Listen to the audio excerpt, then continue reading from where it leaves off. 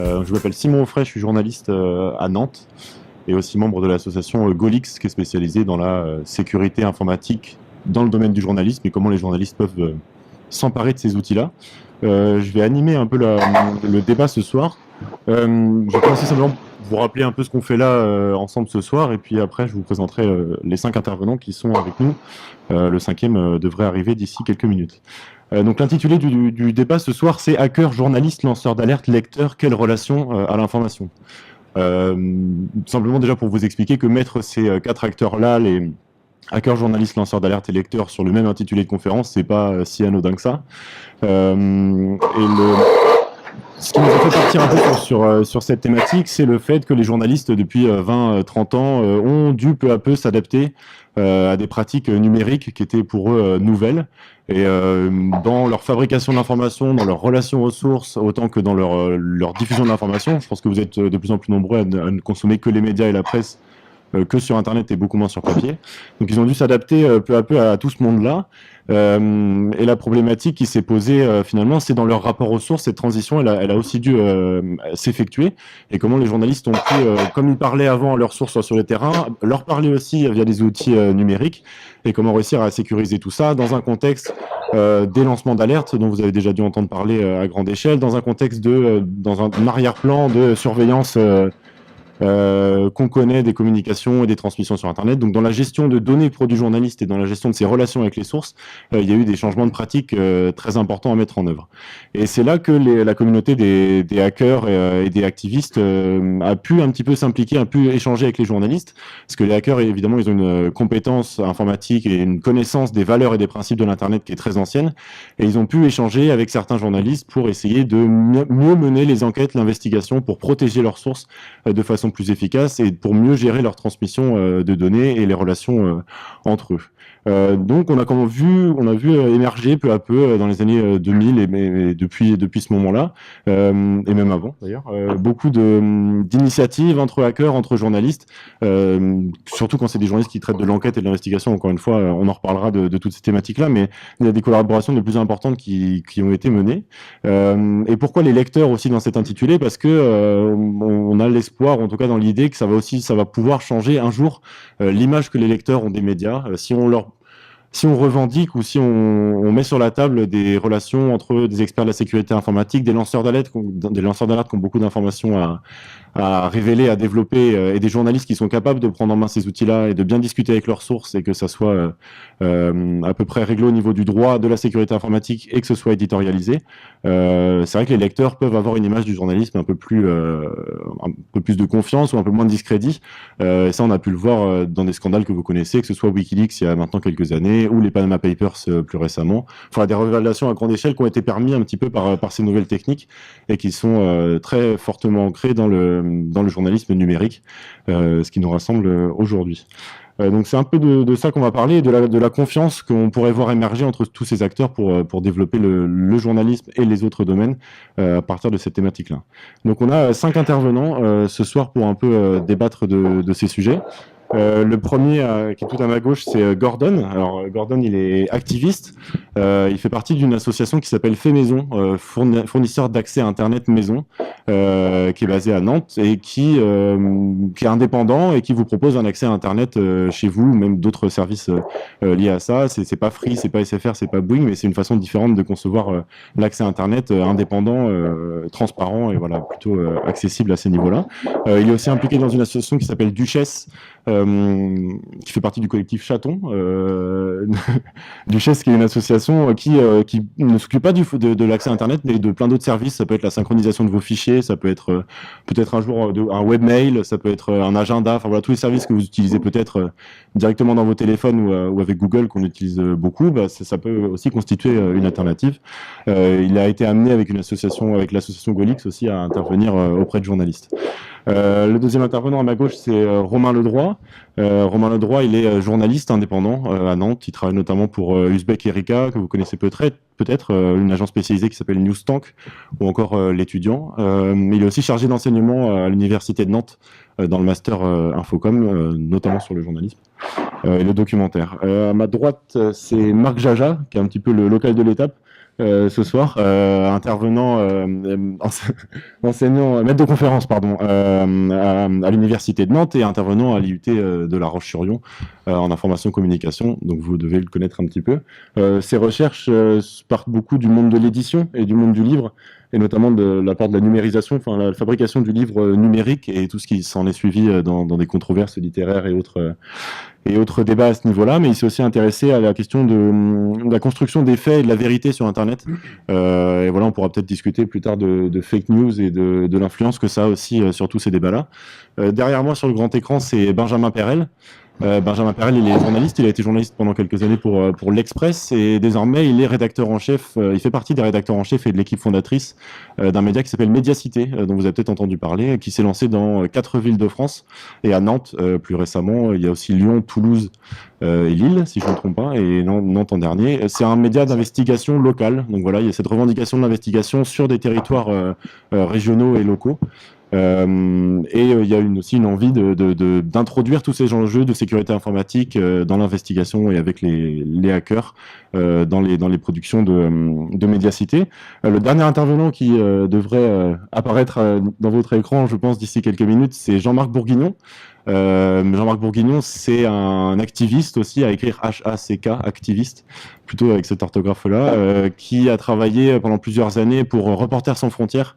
Il était chargé notamment au moment du printemps arabe d'intervenir auprès de militants journalistes au Moyen-Orient pour, pareil, sécuriser leur transmission, sécuriser leurs relations aux sources et se protéger un petit peu de la censure sur Internet qu'il y avait à ces moments-là. Aujourd'hui, il est formateur, conférencier sur toutes ces thématiques et il est cofondateur d'une association qui s'appelle Nothing to Hide, dont vous pouvez aller voir, qui est différent du documentaire qui a été projeté juste avant. C'est le même nom, mais c'est pas du tout la même structure. Et on l'entendra, je l'espère, un peu plus tard. Pour introduire le débat, on voulait d'abord parler avec Benjamin, que je ne vois pas mais qui m'entend normalement. Benjamin, ce qu'on voulait d'abord aborder avec toi, c'est plutôt de ton point de vue de journaliste et de ton point de vue de rédacteur en chef, comment toutes ces thématiques de Médiacité, c'est un média uniquement en ligne, si je ne l'ai pas précisé, c'est important pour les débats après. Comment vous avez pu intégrer ces enjeux? Est-ce que votre relation aux sources, elle est particulière au vu de tous les enjeux du numérique, sur la protection des données, sur la protection de vos sources? Et un peu, comment toi, tu as vu émerger ces sujets-là et à quel point c'est important pour vous à Médiacité? Écoute, ces sujets-là, effectivement, on a commencé à les aborder avec Médiacité. Je vais faire un petit retour en arrière dans ma vie de journaliste. Donc, auparavant, je travaillais à l'Express, la rédaction hebdomadaire, nationale, installée, important, etc. Et bon, moi, ça m'intéressait ces questions de sécurité des données, de protection des sources m'intéressaient et quand je me penchais un petit peu sur les pratiques dans la rédaction de l'Express, sur 70 à 80 journalistes, si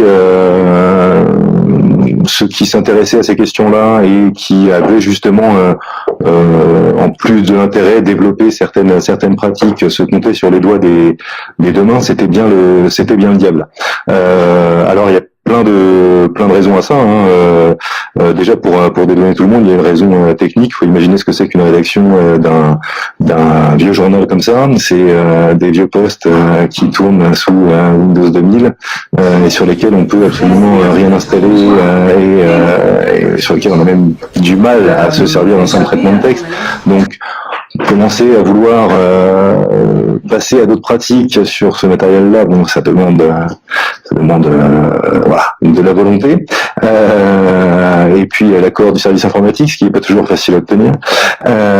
Et donc il y a déjà cette première barrière-là. Ensuite, il y a une barrière culturelle.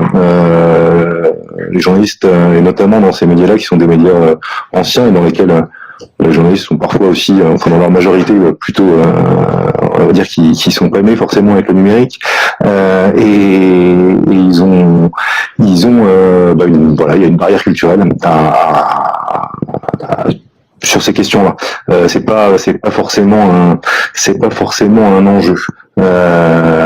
Et donc, en arrivant à Médiacité, par contre, il a fallu nous-mêmes qu'on fasse notre petite révolution culturelle, justement parce que on allait s'attaquer à une matière un peu particulière journalistiquement qui est l'investigation, et qui dit investigation dit source, et qui dit source dit nécessité de protéger ses sources, parce que il y a plusieurs enjeux, je dirais. Il y a déjà, pour revenir sur le journaliste, bah, tiens. Ah, salut Fou. Bonjour Jean-Marc.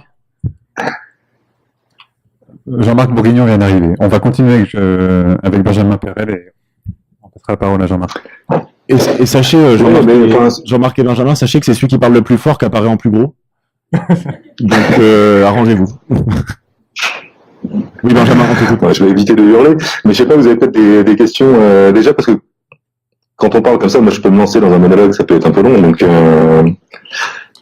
moi, ce que tu me fais, enfin, ce qui me fait réagir, c'est le fait qu'en fait, ces enjeux-là, pour 90-95% des journalistes, en tout cas dans ceux que j'ai pu constater, c'est absolument pas un enjeu. En fait, la conscience de la protection non, des. C'est pas un enjeu. Oui. Non, la tendance pour alors après le chiffre 90-95, j'en sais rien, mais en tout cas beaucoup. La tendance, elle a considéré que ces questions-là et que ces enjeux de sécurité, ça concerne finalement que les professionnels de l'investigation, on va dire, et notamment ceux qui travaillent dans les pays à risque ou à la rigueur sur des sujets de défense. Mais pour moi, la grande majorité des confrères avec qui j'ai travaillé dans différentes rédactions, c'était pas un enjeu. Ça c'était plus, non seulement c'était pas un enjeu, et en plus la relative complexité d'approche de la question les incitait à ne pas s'en préoccuper du tout. Simplement pour illustrer que ça peut être un enjeu en dehors de ces sujets de défense et ces sujets d'investigation assez poussés et spécialisés du journalisme, un exemple que nous on reprend beaucoup, qu'on peut peut-être vous donner pour illustrer ces faits-là, c'est une affaire qui s'est passée avec Ouest France, où il y a eu des révélations faites par un monsieur qui vient de Quimper sur le bureau de permanence et les financements du bureau de permanence de Jean-Jacques Urvoas, qui était à l'époque garde des Sceaux au gouvernement. Et tout simplement, il y a un journaliste de Ouest France qui a reçu cette info-là et qui l'a diffusée directement à Jean-Jacques Urvoas par un SMS sur son portable, en donnant l'identité et le contact de la personne qui lui avait donné l'info. Résultat, après ça, Jean-Jacques Urvoas a porté plainte contre le monsieur pour cette révélation et il est rendu au tribunal. Et typiquement, ce type d'affaire-là, c'est très simple, mais ça vous montre que si le journaliste avait été peut-être sensibilisé, conscientisé autour de ces thématiques, il serait dit, bon, peut-être qu'en fait, je ferais mieux pas de transférer ce SMS et ce contact, je vais le garder pour moi et je donne l'info à Urvoas sans révéler ma source, et on verrait ce qui pourrait se passer. Et donc, nous, c'est un peu pour vous illustrer un cas typique qui aurait pu arriver à ce moment-là. Et du coup, Benjamin, à Médiacité, qu'est-ce qui s'est passé? Qu'est-ce qui se passe un peu autour de ces enjeux de sécurité informatique? Est-ce que tu as vu une évolution des pratiques ou finalement c'est encore en travaux? C'est encore en travaux parce qu'on se heurte toujours à la même fin. Alors, c'est à la fois la prise de conscience est faite. On a pris conscience, et tous les fondateurs de Médiacité et les gens qui travaillent avec nous ont pris conscience de l'importance de ces enjeux-là, parce qu'il y a une question de responsabilité d'abord. À partir du moment où on fait de l'investigation, où on veut faire de l'investigation, certaines sources vont prendre des risques. L'exemple que tu donnais à l'instant est frappant. Vont prendre des risques pour relayer une info, faire sortir une info, et à ce moment-là, nous, ce qu'on s'est dit, c'est qu'on doit être à la hauteur, et je pense que le reste des médias aussi, mais on doit être à la hauteur de cet engagement, et donc on doit tout faire pour préserver leur sécurité. Donc ça, c'est la première chose, c'est la responsabilité. Ensuite, il y a la question, tu l'évoquais tout à l'heure dans ton introduction, la question de la confiance. Si on veut faire un média d'investigation, j'aurais tendance à dire d'autant plus un média d'investigation local, c'est-à-dire où il y a une véritable proximité avec les sources, il y a besoin de tisser un réseau de confiance. On ne peut pas se permettre de griller quelqu'un comme dans l'exemple que tu donnais, parce que sinon on n'aura plus de source. Et donc il faut tisser ça, et c'est question de sécurité, avoir les bonnes pratiques et le bon outillage, on va dire, va permettre tisser une première relation de confiance, ou du moins d'aplanir un certain nombre de choses. Et puis après, il y a la question de la crédibilité vis-à-vis du public, et ça fait aussi partie, être capable d'avoir un discours là-dessus et être capable d'être sécure dans la façon dont on produit l'info, c'est une façon aussi de regagner sa crédibilité vis-à-vis du public. Alors on sait qu'en ce moment, l'une des difficultés pour les journalistes, c'est justement d'être crédible. Donc voilà les trois, je dirais les trois enjeux qui nous ont apparu majeurs et qui nous ont poussé justement à nous engager et à rentrer dans une démarche de travail sur cette protection de nos sources et cette protection des données, et à aller chercher finalement auprès de gens plus compétents que nous, en tout cas qui savent les maîtriser, la compétence qui nous manquait, et de commencer à rentrer véritablement dans cette logique. Bah justement, en parlant de gens plus compétents que nous, journalistes, sur ces thématiques-là, Jean-Marc, toi justement, notamment avec Reporters sans frontières, mais depuis aussi sur beaucoup d'autres terrains et thématiques, tu as été amené à intervenir auprès de journalistes militants qui ont justement énormément besoin de cette expertise de sécurité informatique et de protection de leurs sources. Est-ce que tu peux nous en parler un petit peu, et qu'est-ce que ça t'évoque un peu les propos de Benjamin sur l'inconscience, ou en tout cas le manque de sensibilisation des journalistes sur ces thématiques-là?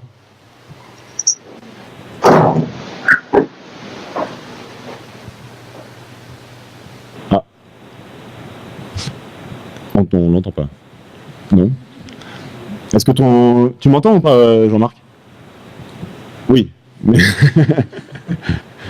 c'est une question de micro, je sais pas. Il faut changer. Il n'y a pas une histoire de piste sur la tablette.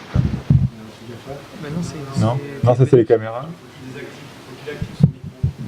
Est-ce que c'est juste une question d'activation de micro ou non?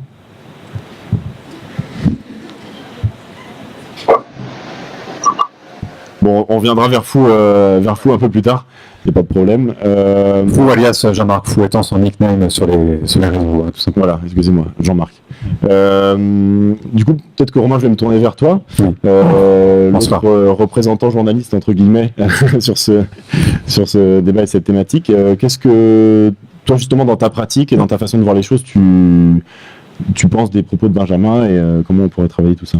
Disons qu'il y a un enjeu essentiel qui est en train de se jouer là, à l'heure actuelle, pour des rédactions et pour des journalistes qui sont dans ces rédactions. Les journalistes, à longueur de journée, dans leur pratique, manipulent des données. D'accord? Parfois, ils les représentent quand ils font de la data visualisation, et ils utilisent autrement ces données, qui sont souvent d'ailleurs des données personnelles. Pour autant, il n'y a pas, à l'heure actuelle, dans les écoles de journalisme, ou très rarement, dans les formations de journalistes, une approche réflexive et critique sur l'usage des données. Et ces journalistes qui manipulent ces données doivent aujourd'hui réfléchir sur ce qu'on fait de ces données, puisque ces données proviennent de sources. Et quand vous travaillez au contact de sources, vous devez protéger vos sources, tout simplement. Donc ça fait partie des missions initiales des journalistes. Donc si vous voulez, quand vous avez des droits et des devoirs qui sont édictés par une charte des journalistes, quand vous avez tout simplement des obligations dans votre métier, vous devez faire une update de vos pratiques en contexte numérique. Et cette update, Benjamin l'a dit tout simplement, la barrière technique et la barrière culturelle, les deux barrières qui ont été citées par Benjamin Perel à l'instant, n'ont pas toujours été faites dans les rédactions. Donc moi, ce que j'ai envie de dire, c'est qu'il faut trouver les moyens, les outils pour ces pratiques-là. Et pour trouver les moyens et les outils permettant de franchir cette étape, il faut convoquer un référentiel qui n'est pas celui forcément des journalistes. Il faut chercher de la compétence ailleurs, dans d'autres référentiels. Il faut aller, selon moi, chercher la compétence dans ailleurs, comme je l'ai dit. Et cette compétence, elle se trouve auprès d'experts en informatique et aussi auprès de personnes qui ont écrit des textes qui ont 20 ans. Je pense à des textes comme les manifestes cypherpunk, comme le manifeste crypto-anarchiste, des textes qui vont vous paraître obscurs, mais qui sont disponibles sur Internet. Ce sont des textes qui datent des années 90 et qui pointe déjà l'impérieuse nécessité de protéger nos données. Et je crois que cette semaine, vous avez dû lire la presse, ça ne vous a pas échappé que Facebook a eu un leak massif des données personnelles. Ça ne fait qu'alerter une fois de plus sur l'impérieuse nécessité de protéger les données. Et les journalistes sont au cœur de ce dispositif, mais les sources également. Oui, effectivement. Romain, Gordon, sur ces sujets-là, toi, comment tu vois un petit peu l'action des journalistes sur toutes ces thématiques et comment toi, dans ta pratique, dans les contacts que tu as pu avoir avec eux, quel défaut tu as pu constater, ou en tout cas, quelle image tu as de ce qu'ils peuvent faire? Alors, je vais un petit peu botter en touche parce que je bosse encore assez peu avec des journalistes. Par contre, bosser sur de la sécu auprès de gens qui ne connaissent pas les bonnes pratiques, ça, c'est assez quotidien pour moi. Et je pense que je peux facilement extrapoler de mon expérience ce qui se passe dans les rédactions. Quand je vois que dans une société qui est composée essentiellement de personnes techniques, de développeurs, d'administrateurs systèmes, etc., personne ne sait faire de la sécurité. Personne. Vous aurez 1% de gens dans des gens qui sont en poste, qui connaissent les bonnes pratiques de sécurité. Et parmi ce pourcent, il n'y en a pas beaucoup qui les appliquent. Et alors là, c'est pas forcément leur faute, ça va être le contexte autour qui dira on n'a pas de temps ou de budget pour faire des trucs qui ne sont pas rentables. Puisque la sécurité, par nature, c'est pas quelque chose de rentable, et donc dans une boîte qui a qui a besoin de rentrer de l'argent, il y a plein de priorités, et la sécurité, ça n'en est jamais. Donc effectivement, la sécurité ne rapporte pas l'argent, la sécurité fait perdre de l'argent. Quand on a une perte de données, on perd en crédibilité, ou beaucoup plus concrètement, on perd de l'argent parce qu'on se fait voler des données. Donc ça, c'est la grosse difficulté pour réussir à faire comprendre à des structures l'importance d'une formation à la sécurité. C'est de faire comprendre que c'est pas une option. C'est pas une option, c'est pas un truc qu'on met à la fin. C'est quelque chose qui doit être intégré dans les métiers. Donc dans le métier de journaliste comme dans les métiers plus techniques auxquels je suis confronté. Et faire comprendre que ça, si on pense à la sécurité à la base, dès qu'on fait notre travail, ça ne coûte pas plus cher. C'est moi qui fais ce bruit-là ? Donc ça coûtera pas plus cher puisque ça prend pas plus de temps. Donc c'est vraiment la difficulté. Aujourd'hui, c'est le plus gros challenge pour réussir à parler de sécurité à des professionnels. La question du budget et des moyens alloués à ce type de thématique, elle est très importante, parce qu'aujourd'hui, les rédactions journalistiques, les plus grandes comme les plus petites, quand elles viennent sur le numérique, elles sont là, elles investissent plus pour conquérir de nouvelles audiences, pour proposer de nouvelles formes d'abonnement, des nouveaux formats, développer de nouveaux contenus journalistiques purs. Ça peut être aussi du community management, qui a un gros enjeu aussi dans les rédactions numériques, mais on n'a pas effectivement ce critère de sécurité, ou en tout cas de déplacement, de transition de la protection des sources d'une pratique classique du journalisme à une pratique numérique et pleinement intégrée.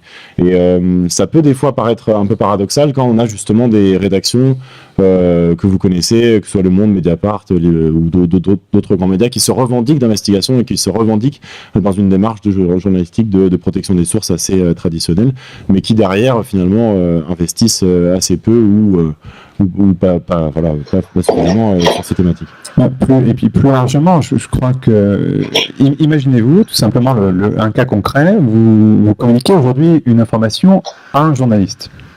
Qui plus est, si cette information est compromettante, vous engagez votre personne, vous engagez une partie de votre vie. Donc il y a bien un risque, la data aujourd'hui comporte un risque informationnel, comporte un risque au-delà de ça sur votre personne. Transmettre de la data, c'est aujourd'hui risqué.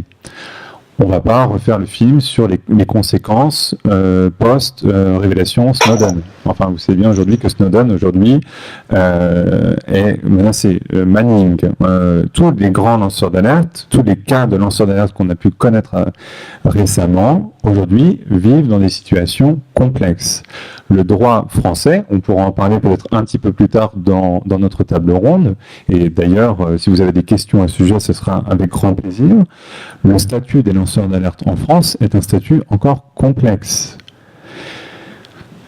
Donc, vous êtes un lanceur d'alerte, vous adressez à un journaliste. Vous attendez, d'une part, à ce qu'on respecte votre intégrité, et d'autre part, à ne pas pleinement subir des conséquences sur votre vie. Or, ça commence par la protection des sources et donc la protection informatique. Or, comme on l'a signalé au départ, les rédactions ne sont pas encore formées, donc il faut trouver les outils. Moi, ce qui m'étonne, c'est j'ai commencé en fait ce travail-là dans un contexte qui n'est pas le contexte français, qui est le contexte d'Afrique du Nord et notamment en Tunisie.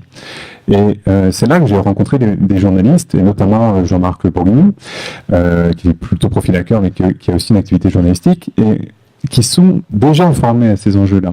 Et il faut prendre conscience qu'on a aujourd'hui des terrains qui ont été impactés évidemment par la révolution et où des militants, des activistes, que ce soit au nom de Télécomics ou d'autres causes, qui ont pu opérer des changements majeurs grâce à l'information et les journalistes de ces terrains-là ont dû opérer déjà des changements dans leur pratique pour aller vers une plus grande sécurité des sources. Je pense notamment au cas tunisien. Et je crois qu'en revenant en France, un peu plus tard, quand on a commencé à réfléchir à ce projet de sécurisation des sources et des lanceurs d'alerte avec Golix, on a un peu parlé tout seul au départ. Et puis, les années faisant, et notamment la rencontre avec Benjamin Perret de la Médiacité et d'autres médias, nous font dire que cette conscientisation dans les pratiques et cette conscientisation dans les métiers et la nécessité de sécuriser les sources apparaît de plus en plus évidente. En fait, et le rapprochement se fait.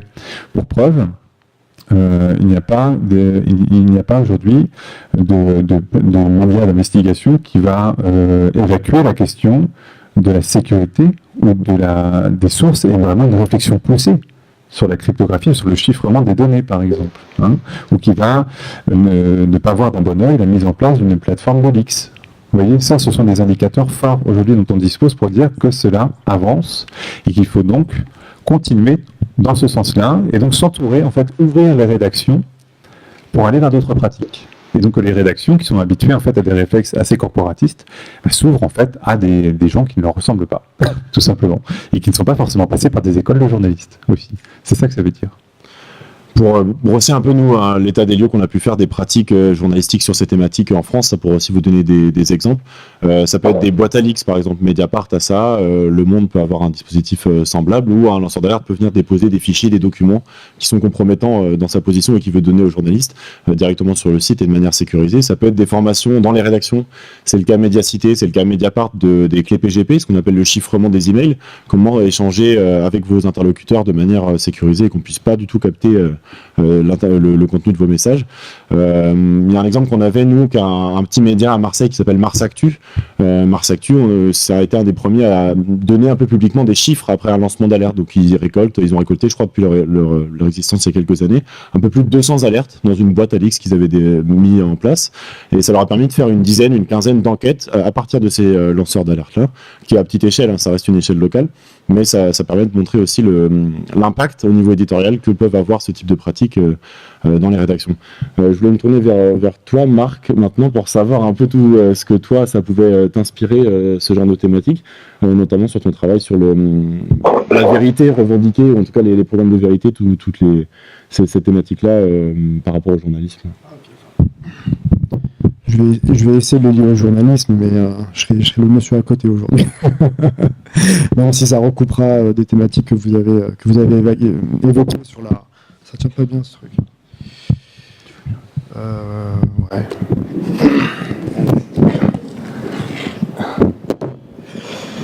Même si ça recoupera évidemment des éléments que vous avez abordés, le rapport à la preuve, l'administration de la preuve, la confiance, etc. etc. Moi, j'ai surtout travaillé avec mes étudiants Je crois qu'il y a des A2, oui, il y a des A2. On a travaillé ensemble, non, sur les ruses. On a Je te vois. Dans le cadre de mes travaux, donc je travaille sur les controverses littéraires, je travaille sur la fabrication de ce que j'appelle des ruses sur Internet. Alors, c'est quoi les ruses? Je crois qu'on pourrait les relier dans, comment dire, à la famille des fake news. Hein. Ces techniques en fait qui visent à tromper, qui visent à masquer une identité, qui visent à faire également des choses. Alors, je proposais moi à mes étudiants dans ce cadre, et voilà, là, c'est tout le travail sur la culture de l'information et la culture documentaire. Je leur ai proposé de réfléchir sur la notion de ruse qu'on retrouve dès l'Antiquité chez Marcel Détienne et comment il s'appelle, Marcel Détienne et deux grands antiquinisants qui ont travaillé sur la question en fait des techniques qui permettent aux hommes, en s'inspirant des animaux, de tromper des publics, de s'élever au-dessus de leurs conditions humaines. Alors on peut par exemple utiliser, en s'inspirant du poulpe, des filets de pêche qui vont nous permettre de se nourrir, etc., etc. Et ce que je leur ai demandé en fait à mes étudiants en travaillant sur cette notion de ruse, c'est d'occuper la posture d'un animal. En gros, grosso modo, Détienne et Vernon identifient les ruses des poulpes, les ruses des renards, les ruses des seiches. Et je leur ai demandé de travailler, de se mettre à la place d'une seiche, grosso modo, et de fabriquer donc ce que j'appelle une ruse sèche, c'est-à-dire une ruse dont le but, comme la seiche, va être de tromper la vigilance du public en lançant de l'encre. Et donc, les étudiants se sont amusés à ce titre à fabriquer en fait des fake news ou à fabriquer en fait des dispositifs de ruse dont le but était précisément de tromper alors la vigilance de leurs camarades et de comprendre ensuite sur Internet, parce qu'ils avaient participé à cette fabrication, comment elle fonctionne. Elle repose donc ces ruses sur des dispositifs très complexes de vigilance, des dispositifs sémiologiques. On va pouvoir, par exemple, reproduire un mail, justement, reproduire des éléments qui, dans notre société, à un moment donné, ont un effet de réel extrêmement élevé. Bon, on pourra peut-être redébattre là-dessus, mais je pourrais donner un exemple, c'est que je me suis fait avoir moi-même. Mes étudiantes m'ont eu. J'avais commencé l'exercice en leur disant vous allez présenter, je sais pas, dans quelques semaines, une ruse sèche. Alors évidemment, personne ne se fera avoir puisque je cadre l'exercice en vous disant que vous allez essayer de m'avoir. Et donc en fait, certaines étudiantes ont joué précisément sur le dispositif que je leur avais proposé en imaginant un enchâssement de ruses tellement complexe. J'ai fini par me faire avoir. Grosso modo, ce qu'elles ont inventé, c'est que le site d'Olivier à Fordance, c'était donc la ruse, hein, on s'était mis d'accord sur cet élément-là, que son site avait fermé. C'était vraiment le premier cadre. Donc elle me présente ce premier cadre, à ce qu'on peut travailler sur le fait que le blog d'Olivier Hersted, je l'ai mal prononcé, je sais, que le blog d'Olivier, c'est la raison pour laquelle j'ai le blog d'Olivier. J'y arriverai jamais. Que le blog d'Olivier donc est fermé. Alors je leur dis banco, allez-y, on a un premier cadre. Je vous donne ensuite les éléments pour analyser précisément ces ruses. On a un premier cadre, je le valide, avant voir Olivier qui accepte de faire une petite vidéo sympa en disant etc., que son blog a été fermé.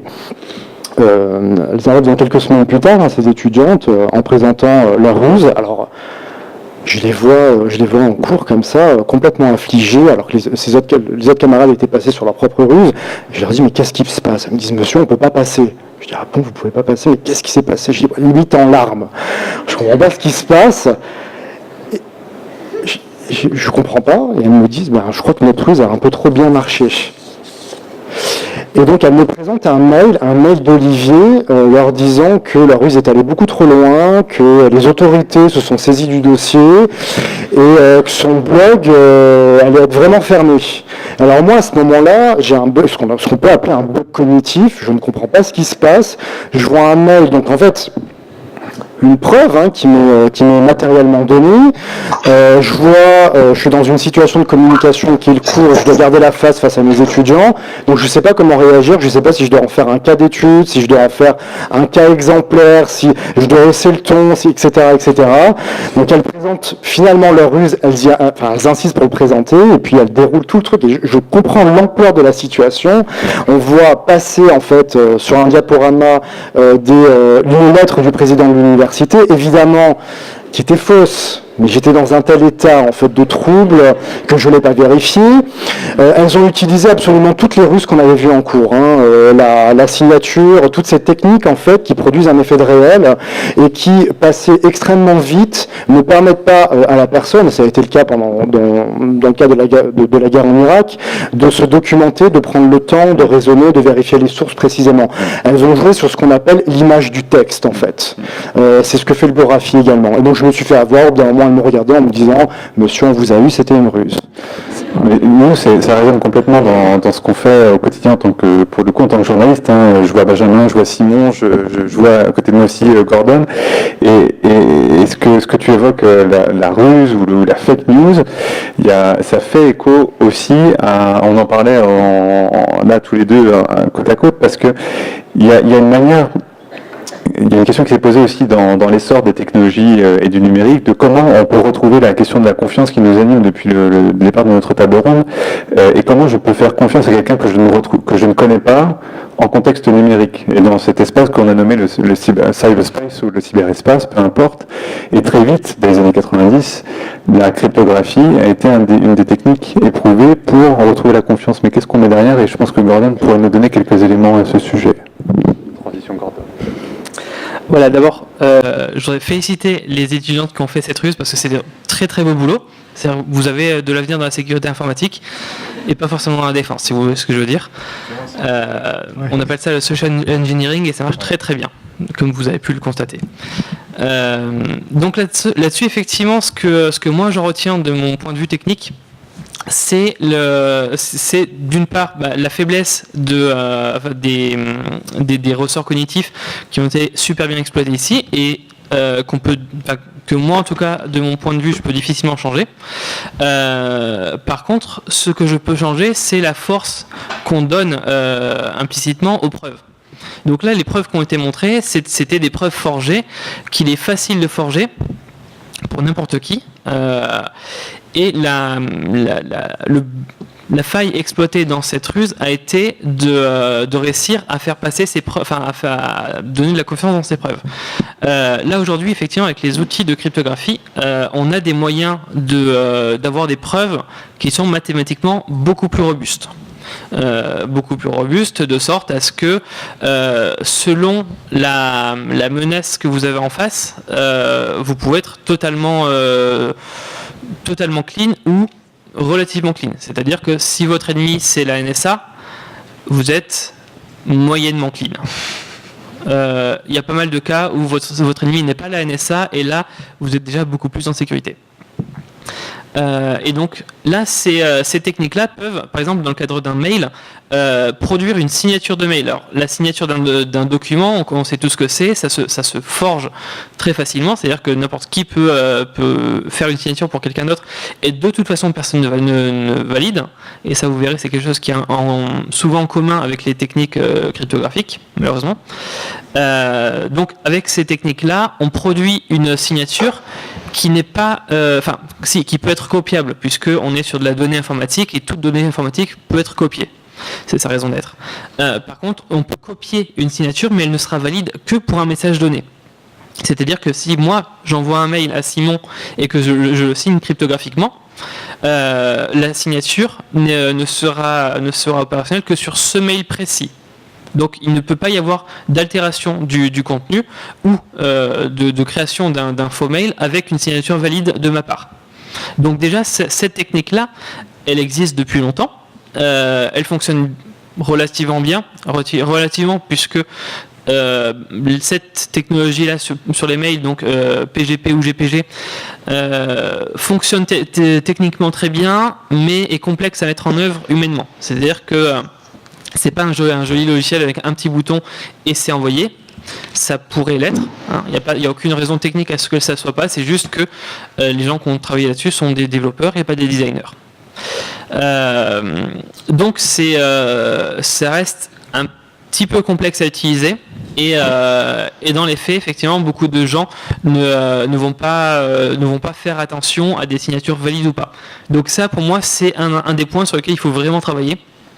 en fait sur deux choses. D'une part, sur l'amélioration des outils, parce que c'est pas normal qu'on ait des outils qui fonctionnent techniquement et mathématiquement bien, mais qui soient inutilisables pour une grande partie du public.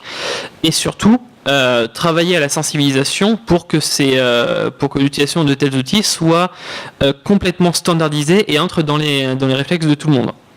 Dans les réflexes, de sorte à ce que si j'envoie un mail à Simon et qu'il voit que la signature est invalide, tout de suite il doit s'inquiéter. Il doit s'inquiéter en se disant ok, j'ai reçu un mail qui provient de l'adresse de Gordon mais qui n'est pas réellement de Gordon.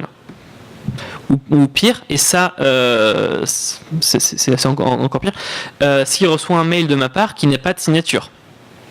Et ça aujourd'hui, si j'envoie un mail à quelqu'un et que je ne mets pas de signature, personne, depuis que j'utilise ça, personne ne m'a dit « Ah, j'ai reçu un mail qui n'était pas signé, donc je considère qu'il n'est pas de toi et je ne le lis même pas ». Donc je discute régulièrement avec des gens qui sont très formés là-dessus. Et même chez ces activistes, il y a cette sensibilisation à faire pour se dire si j'ai un moyen sécurisé pour échanger avec quelqu'un et que je reçois un courrier, un message qui n'a pas cette sécurité, je dois le traiter comme hostile. Le message, pas la personne. Dans un premier temps. Je vais juste rajouter un point qui peut paraître intéressant. On vous parle de la cryptographie, donc c'est la manière d'établir quelque part une relation sécurisée entre deux personnes, tout du moins de comment, en écho à la ruse, je vais authentifier la personne qui me parle. Et vous avez entendu parler certainement de Bitcoin. J'imagine que ça vous parle un peu.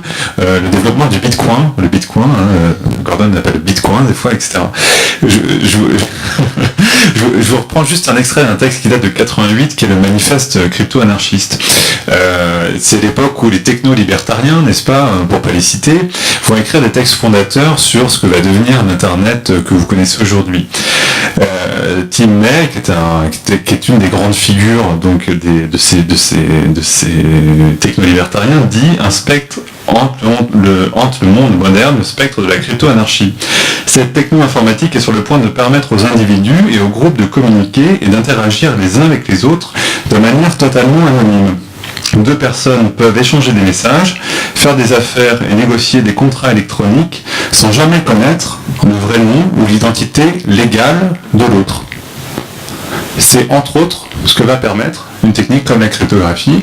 C'est ce que va permettre aujourd'hui, par exemple, le Bitcoin, où vous ne savez pas vraiment à qui vous vous adressez, etc., etc. Et ça pose des questions fondamentales, j'imagine, sur l'identité, il y a plein de questions en creux qui vont se poser. Je reviens juste sur la confiance et sur la ruse. La ruse a toujours un temps d'avance sur nous.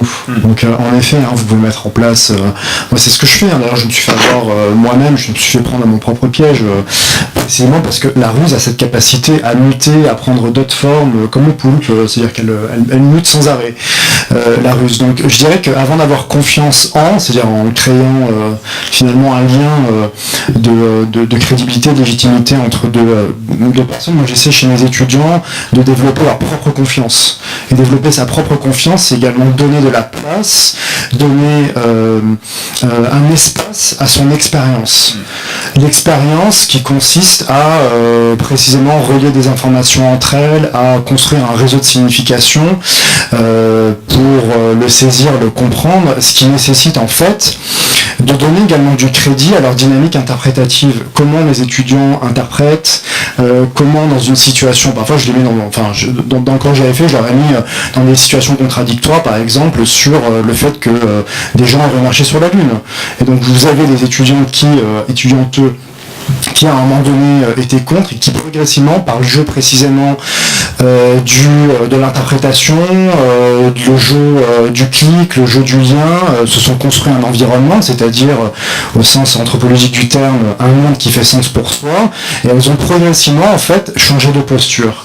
Et ce qui me semble intéressant dans l'espace qu'on donne à la confiance aux étudiants, c'est de leur donner également les outils de suivre la trajectoire de leur dynamique interprétative. Comment à un moment donné, pour quelle raison à un moment donné j'avais cette posture, comment cette posture a progressivement changé, comment revenir à une ancienne posture, c'est leur montrer également que les postures posture, que les croyances sont susceptibles de changer, de se métamorphoser, qu'on ne croit pas tout le temps avec la même énergie, au même endroit, etc. Parfois on croit au vendredi 13, et parfois on n'y croit pas. Ça dépend des situations, ça dépend d'un moment. Parfois on croit au Père Noël, enfin j'espère que la plupart d'entre vous n'y croient pas, mais parfois on croit au Père Noël et parfois on n'y croit pas. Et je leur apprends également, c'est ça, à adopter différentes postures et à prendre en compte la situation pragmatique de la croyance. Je pense que tout ça, ça illustre très bien la difficulté qu'ont pu avoir les journalistes au moment où le numérique est arrivé. Bon, évidemment, c'est toutes ces questions de ruse, de fausses informations, de fausses preuves, de construction d'une identité, ça existait bien sûr avant le numérique, mais toute la complexité des communications sur Internet, c'était de faire face à des gens qu'on n'avait pas en face de nous, mais qui nous parlaient quand même, et de réussir à vérifier leurs informations et leur place un petit peu dans la construction de l'information. Je voudrais revenir avec Benjamin, si tu m'entends toujours, simplement pour te demander si toi, dans ta pratique journalistique, tu as pu, ou alors avec Médiacité dans son ensemble, pu faire face justement à ce type de relation avec les sources, ou dans les sujets que vous traitez, ça s'est pas encore présenté, des sources peut-être uniquement numériques ou auxquelles il faut accorder beaucoup de protection sur Internet? Si, enfin, des sources uniquement numériques, ça arrive et ça arrive relativement fréquemment. Il y a des gens que je ne connais pas et qui vont s'adresser à toi avec une information. Et je dirais, mais ça comme avant le numérique, quand quelqu'un faut s'adresser à toi avec une information et que tu ne le connaissais ni là-dedans, bon, sauf que là en plus tu ne vois pas la personne et plein de ruses peuvent rentrer en compte entre justement la signature de la personne, enfin du mail que tu reçois, et puis la vérité de celle qui s'adresse à toi.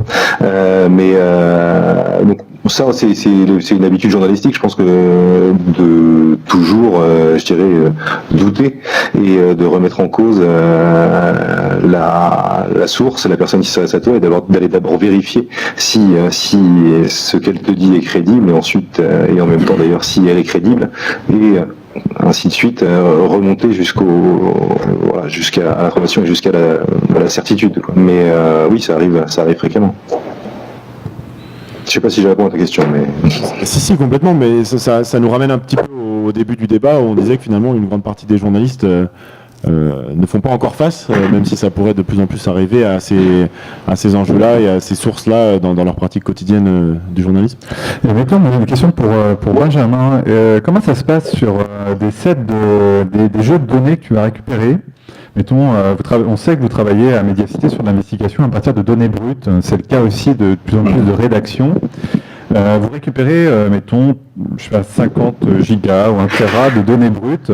Comment on va authentifier ces données brutes qui ont été récupérées? Parce que authentifier une source, à la limite, bon, ça on sait faire. Authentifier 1 téra de données, comment on fait? Encore une fois, déjà, tu auras l'authentification de la source. Qui est-ce qui te donne ce téra de données? D'accord, on parle de la source. Oui. C'est déjà la première chose, si tu veux. Est-ce que tu peux lui faire confiance ou pas? Et ensuite, est-ce que tu peux en vérifier la provenance ou pas? Donc, avec les métadonnées, enfin, les informations sur la nature de ces données qui se cachent elles-mêmes derrière les données, puisque souvent les données sont accompagnées de métadonnées, finalement, d'une sorte de la donnée. Donc, il faut encore une fois vérifier la crédibilité. Comme pour tout, c'est douter d'abord et vérifier le plus possible jusqu'à en avoir la certitude. Après, on peut toujours, et l'exemple tout à l'heure était frappant, on peut toujours se faire piéger et on peut toujours tomber dans une ruse. Mais en tout cas, il ne tient qu'à soi d'aller le plus loin possible. Et je reviens sur ce qu'on disait tout à l'heure sur les rédactions et ce rapport justement à la protection de la donnée, à la vérification. On est encore dans beaucoup de rédactions, à part quelques-unes que vous avez citées d'ailleurs, mais on est encore dans beaucoup de rédactions, et c'est là-dessus que nous on travaille, dans une démarche individuelle. Le journaliste qui va vouloir justement protéger ses sources, protéger ses données et assurer une sécurité, sa sécurité informatique, il va souvent vouloir assurer la sienne, et ça va souvent passer par une démarche individuelle et pas par une démarche de la rédaction. Pour des questions de moyens, hein, ça a été et de rentabilité, hein, et de priorisation finalement de la façon dont on dépense l'argent, la sécurité arrivant rarement en tête des priorités, et donc voilà, ça passe encore par une démarche individuelle. Donc il y a un gros travail, je pense, encore à mener sur ceux qui dirigent les rédactions finalement, pour qu'ils en fassent quelque chose de collectif. Ça doit venir de là aussi. D'accord, pour revenir un peu à justement toute cette question de la vérification de l'information et de savoir si quelque chose est authentique et un peu comment le vérifier. Donc toi Marc, tu parles pas forcément de fake news sur internet, et tu parles de programme de vérité. Est-ce que tu peux nous expliquer un peu la différence? Oui, merci pour la question. D'abord, j'aimerais juste revenir sur la notion de transmission. Les Arabes ont trouvé, ils ont inventé des choses intéressantes. Ils ont inventé ils ont un terme en fait pour qualifier justement cette chaîne de transmission qui permet d'authentifier la véracité, l'authenticité d'un hadith, c'est-à-dire d'un propos informel du prophète. Il parle de l'isnad. L'isnad, c'est la chaîne de transmission en fait qui permet depuis le 7e, 8e siècle d'authentifier la validité d'un propos informel du prophète, précisément en remontant dans la chaîne des transmetteurs de l'information. Grosso modo, ça fonctionne comme ça, vous le connaissez tous, c'est le téléphone arabe, quoi. C'est un tel a dit que, un tel a dit que, un tel a dit que, un tel. Alors le fils d'eux a dit que, le fils d'eux, etc., etc. Et la chaîne de transmission permet d'authentifier la véracité du fait. Ce qui est intéressant dans cette chaîne de transmission, c'est qu'elle permet de repérer les fautifs également, hein. Un petit peu comme on peut le voir dans les pratiques des codeurs dans GitHub, qui est une pratique de lettrés, hein. On l'a souvent oublié, mais les codeurs ont des pratiques essentiellement de lettrés qui renouent avec les pratiques de la bibliothèque d'Alexandrie, qui consistent à annoter un texte, qui consiste précisément à situer le morceau de code qui va être, déficient à un moment donné, et à retrouver l'ensemble des personnes qui sont intervenues sur un morceau de code, de la même façon qu'on pouvait retrouver dans les textes de la bibliothèque d'Alexandrie la personne fautive qui était intervenue sur un texte. Ça, c'est une première chose sur la chaîne de transmission, et sur la relation également à ce qui est vu ou pas vu dans sa temporalité. C'est-à-dire qu'on fait confiance également à des propos qui ont été rapportés il y a 2-3 siècles, précisément parce qu'il y a toute une chaîne de transmission qui permet de pallier l'impossibilité de voir en temps réel donc le propos. Concernant donc les fake news et puis les croyants, je parle à la suite de Paul Veyne, qui est un historien de la Grèce et de la Rome antique, de programmes de vérité. Pour éviter, comme le font beaucoup de gens, et notamment des gens de ma discipline, au sens de l'information et de la communication, on parle beaucoup d'idéologie. Ce qui est une manière un peu, je dirais, prétentieuse et un peu méprisante de qualifier le positionnement intellectuel de quelqu'un. On va considérer qu'il a une croyance. Certaines personnes, je pense à Frédéric Lambert qui a beaucoup travaillé sur la croyance, estiment que croire que l'autre a une croyance, c'est déjà une croyance. C'est déjà une manière de le disqualifier en lui disant ce que tu penses est une croyance. Donc ce que va faire Paul Veyne dans Les Grecs ont-ils cru en leur mythe, qui est un texte incroyable qu'on peut situer intellectuellement, hein, c'est un constructiviste, grosso modo, hein. Paul Veyne considère comme Foucault, comme Nietzsche, comme d'autres, que la vérité est non pas une fabrication, mais c'est un ajustement entre les hommes, et que nous nous entendons à un moment donné de notre histoire sur la manière dont nous considérons qu'un fait est juste ou pas. Et Paul Veyne vient remplacer cette question de l'idéologie en estimant que les Grecs à leur époque se dotent de ce qu'il appelle des programmes de vérité. Alors c'est quoi un programme de vérité? C'est pas une croyance, c'est pas une idéologie, c'est tout simplement un positionnement intellectuel qu'à un moment donné, j'occupe parce que j'y crois et parce que j'y adhère. Et ce qui permet finalement de nuancer un peu les choses et de pas considérer qu'on a affaire d'un côté à des manipulés et de l'autre des gens qui vont manipuler ces manipulés. Ce que dit Paul Venn grosso modo, c'est que dans la Grèce antique, on pouvait croire en Athéna et Zeus le matin en se levant, et puis l'après-midi en revenant à la maison après avoir parlé avec les copains, on se disait bon, Athéna, Zeus, un peu ridicule quoi. De la même façon que le vendredi 13, on va y croire un peu et on va pas y croire beaucoup. On va y croire selon certaines situations, on va y croire selon certains moments, et à d'autres moments on va pas y croire. De la même façon que j'ai un ami dont le père n'était pas du tout croyant et qui, parce qu'il arrive à la retraite et qu'il s'imagine qu'il va bientôt mourir, se met à prier et se met progressivement finalement à réévaluer son karma. Donc les programmes de vérité viennent précisément offrir de nouveaux outils pour comprendre en fait ce qui peut se passer sur Internet, sans disqualifier d'emblée une personne qui va prendre une position. Elle défend un programme qui lui semble à un moment donné, pour des raisons extrêmement complexes, pertinent. Et on peut commencer à analyser les choses différemment quand on positionne les choses de cette façon. Ce qui rend extrêmement difficile pour les journalistes de se positionner dans ce champ-là et d'arriver à convaincre ou un peu diffuser leur programme de vérité à eux par rapport aux autres.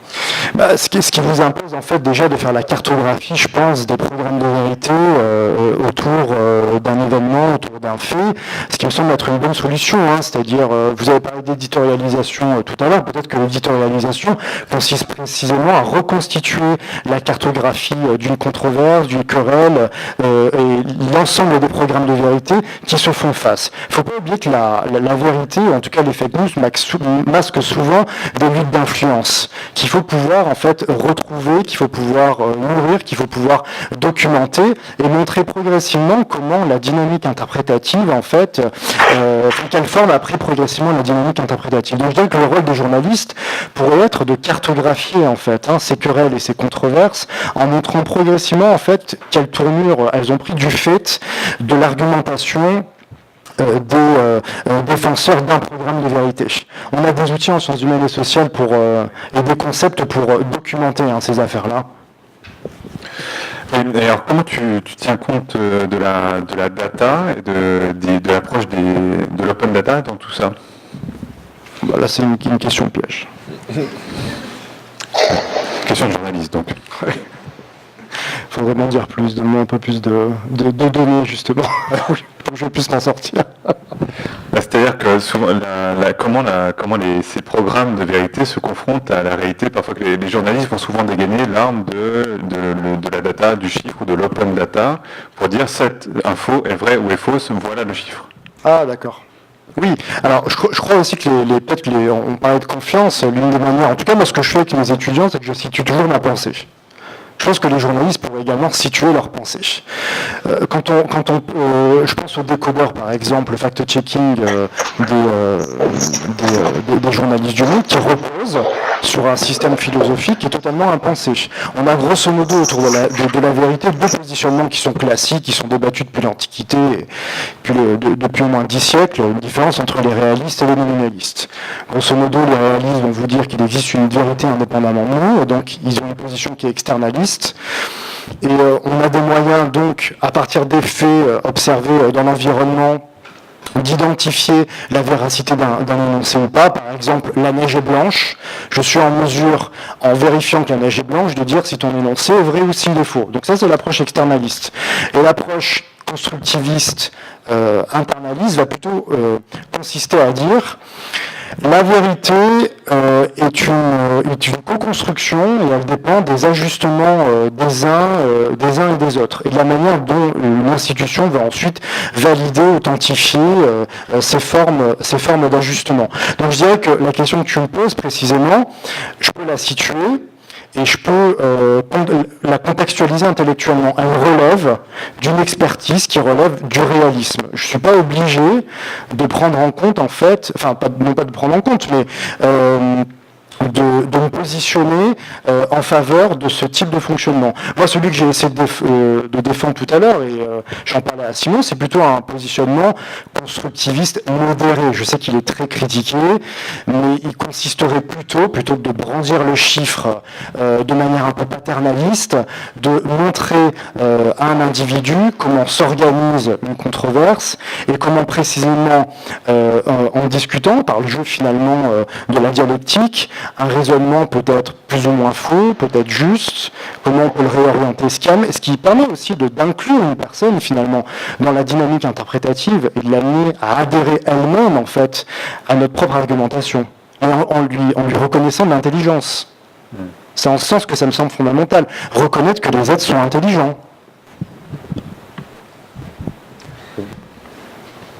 Oui, simplement pour vous resituer un petit peu ce dont parlait Romain, c'est un peu le data journalisme.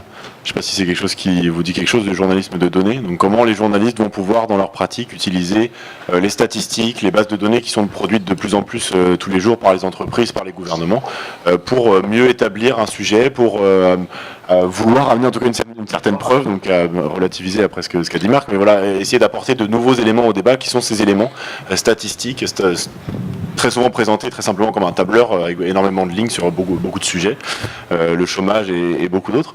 Et en se basant sur des bases de données, si vous voulez, donc des chiffres qui sont donc en explosion en termes quantitatifs d'une part, et en prêtant à la data, à la donnée, une singularité qui serait celle d'être purement objective. D'accord ? Là où le journaliste manquerait à son devoir d'objectivité puisqu'il est humain, la data, elle, ne serait pas humaine puisque c'est une donnée, et donc elle serait purement objective. Ce qui est faux, bien sûr, parce que la data n'est pas neutre. Elle est issue d'un traitement. Et quand bien même elle est issue d'un traitement algorithmique, l'algorithme est quand même une décision. Donc il n'est pas neutre. Et donc présupposer que la data est objective est une fake news, en fait, est un mensonge. Disons que la donnée n'est pas donnée, en fait. La donnée n'est pas... La data et l'algorithme sont des éléments d'appréciation. Et donc, il y a eu, si vous voulez, dans l'histoire récente du journalisme, un essor des pratiques tournées vers la data, et plus largement, notre société, notre économie est tournée, bien évidemment, on dit même que la data, c'est le pétrole du XXIe siècle. Je vous passe les détails techniques, vous pourrez trouver de nombreuses sources à ce sujet-là. Et en fait, on présuppose que la donnée est objective. Or, c'est faux. Voilà, pour des raisons simples, elle est issue de traitements. Ces traitements ne sont pas neutres. D'accord ? Qui plus est, quand ils sont faits par des GAFAM, vous avez déjà dû peut-être entendre parler des GAFAM, hein. Donc on ne va pas reprendre des GAFAM, on peut les reprendre d'ailleurs, enfin, si vous le souhaitez, on peut en reparler, mais c'est pas tout à fait le sujet. Alors, je voulais parler aussi de ce point-là, parce que ça me paraissait important de confronter nos points de vue, à la fois ton point de vue de spécialiste sur la question informatique, la question du journaliste, et la question là, de la fake news sur la data. Parce que nous, en tant que journalistes, ça nous questionne beaucoup dans nos pratiques, pour une raison simple. On parlait tout à l'heure de lanceurs d'alerte. En 2010, Wikileaks a sorti des datas de manière massive dans la presse. Et là, des visions se sont vraiment trouvées confrontées. C'est-à-dire, est-ce que la presse doit être simplement un vecteur de transmission de la data dont je vous parlais, en l'occurrence c'était des données ô combien compromettantes, puisqu'il s'agissait de données en lien avec le secret défense et avec des données militaires, les war logs. Et est-ce que la presse doit sortir ça tel quel, ou est-ce que la presse doit considérer ces données ô combien compromettantes et dangereuses comme une source à traiter, et elle doit anonymiser, elle doit faire son travail habituel qu'elle fait avec d'autres informations. Et là, les réponses ont été multiples. Et on a vu à travers le monde, que ce soit justement dans le journal Le Monde, mais aussi, on pourrait citer d'autres exemples, au New York Times, au Guardian, que les exemples ont été très divers. Très divers.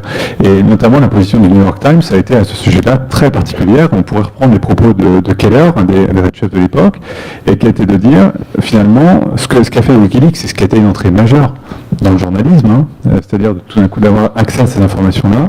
Finalement, Wikileaks n'est qu'une source de plus, et l'institution journalisme n'est pas finalement percutée de plein fouet.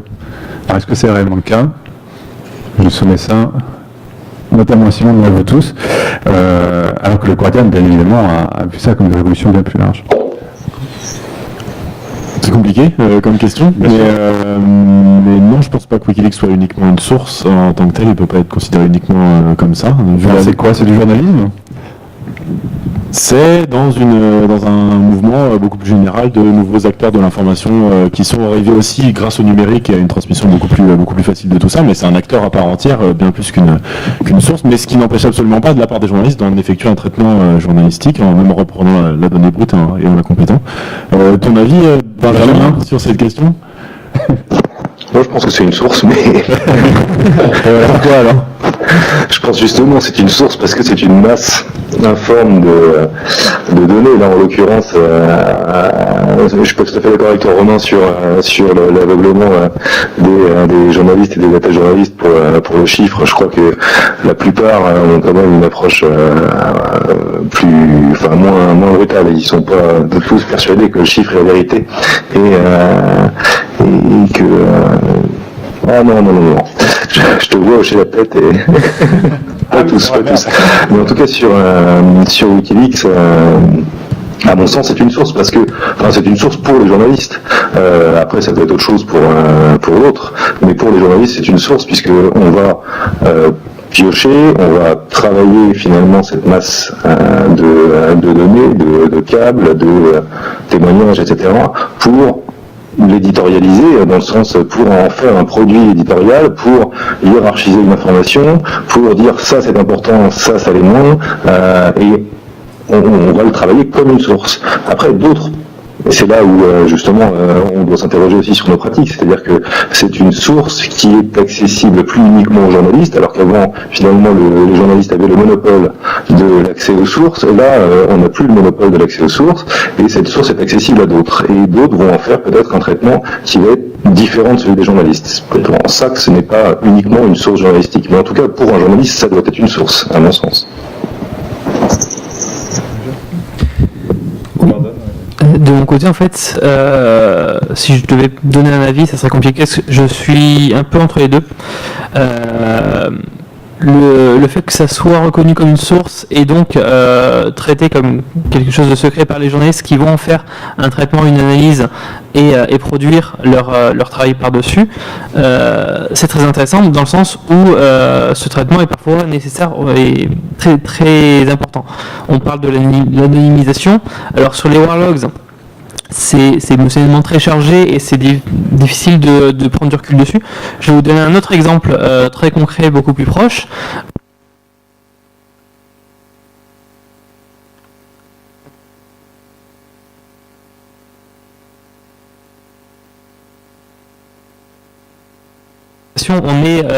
On participe à des réunions pour évaluer ce que ça implique sur la ville, etc. Et là, quand on parle de open data, de choses comme ça, la question peut se poser sur les données de connexion recueillies par les points d'accès Wi-Fi. C'est connecté tel jour, telle heure, sur tel point d'accès, donc dans tel quartier. Avec ça, si ces données venaient à être publiées telles quelles, donc en traitant l'open data comme non pas une source, mais un jeu de données librement exploitable tel quel, ça veut dire que n'importe quelle personne peut effectuer un tracking à partir d'un identifiant d'appareil et de dire cette personne-là s'est baladée dans la ville de Nantes, a fait ce trajet-là à ce moment donné. Et ça, pour toutes les personnes qui se connectent au réseau Wi-Fi Nantes. Donc ça, est-ce que c'est souhaitable? A priori, pas trop. D'un autre côté, je suis fondamentalement proche de l'idée de donner à n'importe quelle personne la possibilité de travailler les données et de faire ses propres observations et son propre traitement dessus.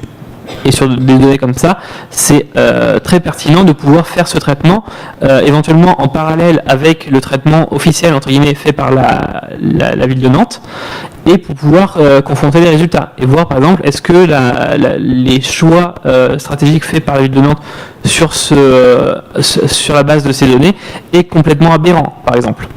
Ça, c'est en ayant un accès public à ces données qu'on peut le démontrer. Donc ça, je suis fondamentalement pour le fait de pouvoir accéder à ces données ouvertes comme ça, mais pas telles quelles. Donc pas non anonymisées. Donc il est crucial que toutes ces données-là soient travaillées à un minimum, de sorte à ne pas permettre la fuite d'informations personnelles de personnes dedans. Et c'est là où le cas Wikileaks est moralement très complexe, parce que Wikileaks a fait le choix de publier tel quel. Mais voilà, si c'est accessible à tout le monde, il y a des choses qui ne relèvent pas de l'information principale qu'il y a dans ces documents. Et c'est tout l'enjeu de la collaboration entre une communauté plus hacker et une communauté plus journalistique, de justement être capable de prendre en main des données brutes parfois, de comprendre comment les traiter, comprendre ce qu'on peut en tirer comme sens. Et c'est un peu tout l'objet de cette collaboration-là. Romain ? Oui, sans doute pour ajouter aussi que on parle d'une thématique qui est profonde et qui est celle en fait de. Alors le terme est toujours complexe à traduire, je ne sais pas comment vous le traduisez, c'est intimité, vie privée, le terme anglais est privacy. Je ne sais pas quel terme toi tu utilises. Confidentialité en général. Voilà, confidentialité. Et ce terme-là, on l'a vu cette semaine dans les médias, vous avez dû suivre cette fuite massive des datas en partant de Facebook avec cette application, donc Cambridge Analytica. Là-dessus, on l'a vu, le cas Wikileaks, concrètement, publie tout, quelle privacy, quelle confidentialité des données en ligne, le cas Wi-Fi, c'est pareil.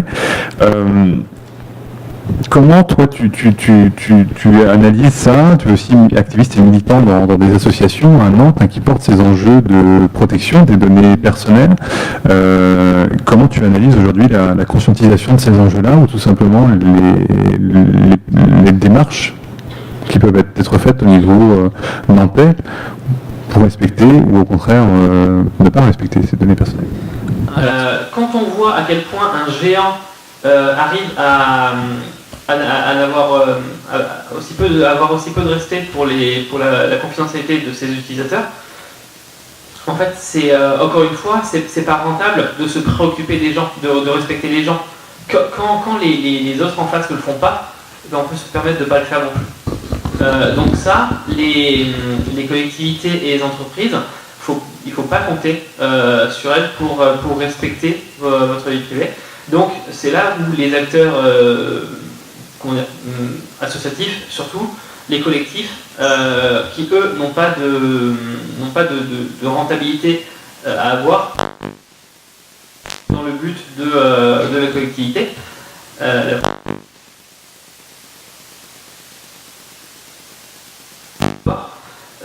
Donc de pouvoir dire ce que vous faites là c'est catastrophique, et ça on sait bien qu'un coup de mauvaise pub sur une petite boîte qui lance un service qui est extrêmement mauvais, ça peut faire du mal. Donc on arrive à agir là où ça fait du mal, et là je parle bien sûr sur le plan parfaitement légal. En faisant ça, en publiant des documents, en se faisant connaître, là en particulier sur le tissu local autour de Nantes, pour ce qui est des assos, depuis des années, on se fait connaître comme acteur qui a de l'expertise dans ces domaines-là. Et quand on a une initiative comme ça de la métropole d'installer des bandes Wi-Fi, et que nous on constate des problèmes importants là-dessus, par exemple sur le fait que ces bandes Wi-Fi, ce que je disais tout à l'heure sur le fait de publier les données d'accès, c'est totalement hypothétique, et ça n'a pas été prévu. Par contre, ce qui est fait, c'est que ces accès nous traquent. C'est pas public, c'est-à-dire que vous êtes quand même traqué, mais c'est revendu à des acteurs privés. Donc ça, c'est pas bien.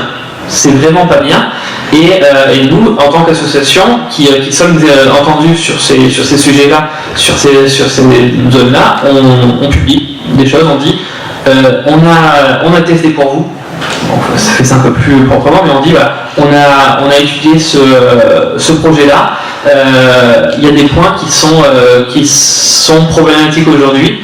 Donc on invite la municipalité à retravailler dessus. Sinon, on continuera de publier et d'encourager les gens à se méfier de ces services-là. Qu'est-ce que ça peut faire résonner chez toi, Marc, tout ce débat autour de la fuite ou de la protection de ces données personnelles, de la façon dont on se comporte sur Internet et comment ça peut construire un peu notre image et les attentions qu'on a apportées à cette question-là? Oui, bon, moi je voulais revenir juste sur deux choses avant. J'y pensais, je vais avoir l'esprit d'escalier, après je vais me dire que j'aurais dû le dire avant. Je me cherche. Non, d'abord sur la source. J'ai un peu d'identifier presque un imaginaire de la source en fait chez les journalistes. Je sais pas si vous avez d'autres termes pour qualifier en fait la relation précisément avec une personne donc qui va vous donner une information que vous allez ensuite transformer par le jeu de l'interprétation ensuite en preuve. Puisque il me semble que dans le cadre de Wikileaks ou moi des controverses littéraires que j'ai essayé de documenter, ce qu'on identifie parfois comme une source est en fait un acteur qui essaie de configurer la perception de celui qui va recevoir l'information. Je prends le cas de cette controverse littéraire que j'ai essayé de documenter, controverse littéraire sur Internet qui est incroyable, où des auteurs ont été accusés de proférer des menaces de mort à l'encontre de lecteurs sur le réseau social Goodreads. Et donc le Huffington Post, à un moment donné, donne la parole à un acteur qui se présente comme un défenseur des lecteurs qui ont été pourfendus, etc., etc. Et en fait, on découvre progressivement au cours de l'affaire que le Huffington Post s'est fait avoir, et précisément le collectif qui dénonce ces faits est à l'origine de ces faits. Donc voilà, la question sur la source est la suivante.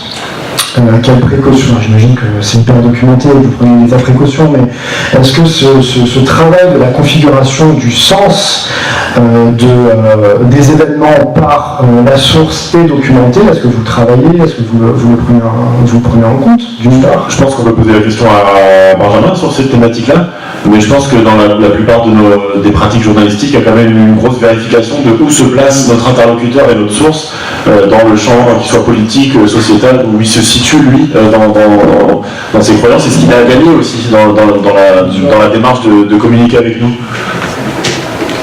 Oui, on essaie de savoir qui parle et d'où il parle, c'est le principe. C'est la base aussi de la vérification de l'information, de savoir d'où l'interlocuteur est amené à parler.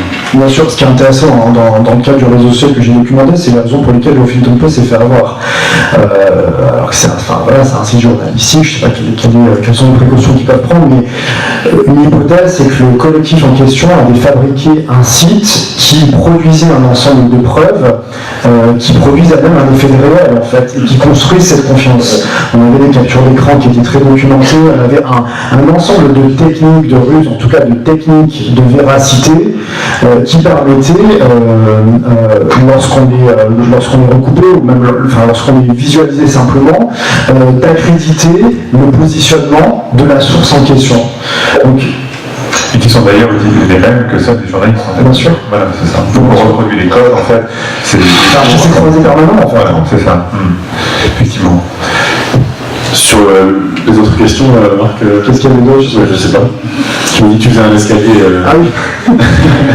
Non mais voilà, dernière chose sur le fact-checking, ou alors ce qui est une très bonne chose, à mon avis, ça répond à un type de situation cognitive, mais il me semble que le recours en fait aux chiffres qui peuvent avoir un effet sidérant parfois et pseudo-objectif, parce qu'on sait bien qu'ils sont également fabriqués, en tout cas qui sont produits.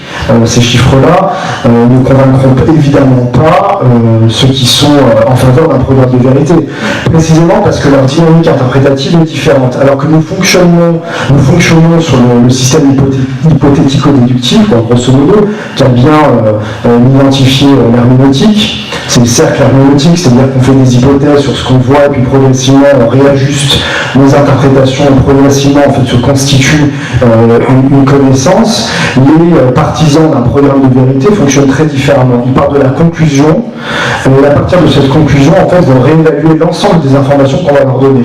Donc ils ont un positionnement, je sais pas. Je crois au Père Noël, et à partir en fait, de cette conclusion, on va réévaluer toutes les informations qu'on va leur donner. Donc je pense que, en effet, le cas du fact-checking ou des chiffres qu'on peut donner peuvent fonctionner dans un cycle de situation cognitive bien déterminé, mais dans le cas précisément de personnes qui sont dans une situation d'adhérer à un programme de vérité, il sera très difficile de les désolidariser de leur programme précisément parce qu'ils auraient beaucoup à y perdre. Une croyance en fait est toujours, à ce qu'on appelle une structure noétique, c'est-à-dire qu'elle est toujours liée à d'autres croyances. Et faire choix une croyance dans un système de croyances, c'est prendre le risque pour une personne de voir son système cognitif et son système de croyances s'effondrer. Donc elle a beaucoup trop à perdre en fait, en prenant en compte précisément le fait qui sera livré à sa sagacité. C'est la raison pour laquelle en fait la structure noétique est en perpétuelle reconfiguration. Elle prend des éléments et puis même s'ils sont faux, va chercher à les reconfigurer pour leur donner une pertinence qu'elle n'avait pas.